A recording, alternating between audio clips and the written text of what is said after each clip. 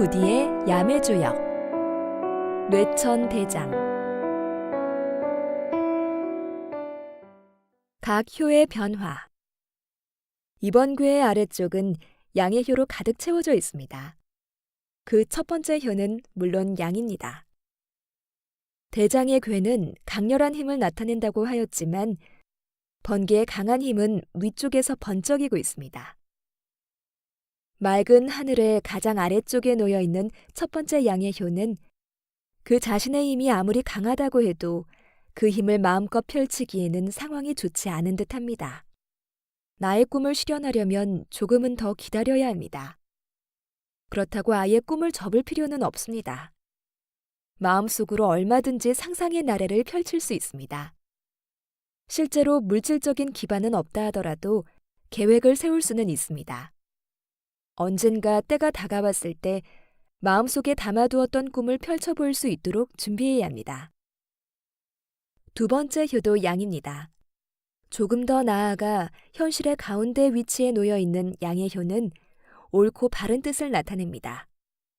물론 첫 번째 효와 같이 마음껏 꿈을 꾸는 것은 좋습니다. 그러나 그것을 실현하기 위해서는 그 꿈이 나만의 이기적인 생각으로 그쳐서는 안 됩니다. 큰 꿈을 이루기 위해서는 많은 사람의 도움이 필요하고 그렇게 많은 사람과 함께 공감하여 큰 뜻을 펼칠 수 있는 꿈을 가져야 합니다. 세 번째 효 또한 양입니다.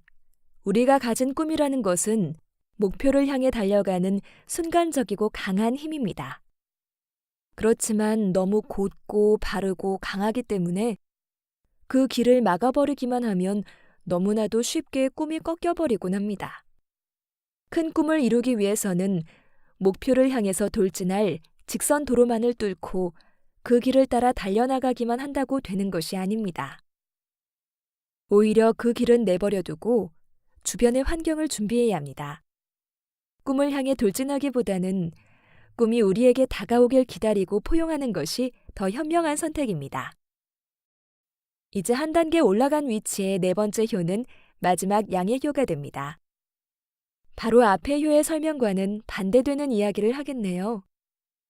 아래쪽에서는 목표를 향해 돌진하는 것은 현명하지 못하다고 하였지만 언제나 그러한 것은 아닙니다.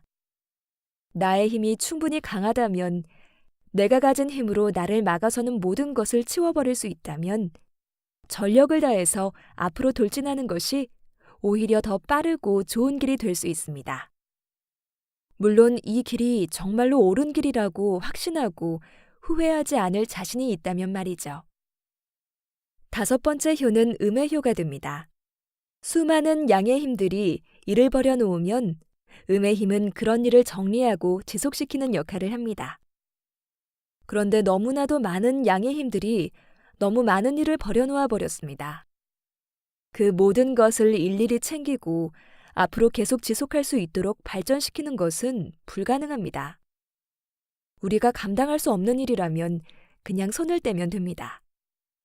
어차피 안 될 일이었다는 것으로 생각하면 됩니다. 수많은 아이디어를 자유롭게 키워나간다는 것은 그 모든 아이디어를 다 성공시키라는 의미는 아닙니다. 그 중에 극소수라도 정말 강한 힘을 모아서 성공시킬 수 있다면 그것으로 충분하지 않을까요? 마지막 효도 음입니다. 앞으로 지속할 수 있게 키워나갈 아이디어를 잘 선별하는 것은 중요합니다만 그 과정이 당연히 쉬운 일은 아닙니다. 열심히 노력해보아도 지지부진할 수도 있고 반대로 그냥 내버려 두어도 뜻밖의 크게 커나갈 수도 있을 것입니다. 그런 것을 잘 구분할 수 있는 눈은 거저 얻어지는 것이 아닙니다. 오랜 기간의 경험과 노력을 통하여 얻게 되는 것이죠. 물론 그런데도 완벽하지 않을 수도 있고요. 생각을 펼치는 것은 마음껏 자유롭게 하지만 그것을 실현하는 곳은 성실하고 꾸준한 힘이라는 것을 잊지 말아야 합니다.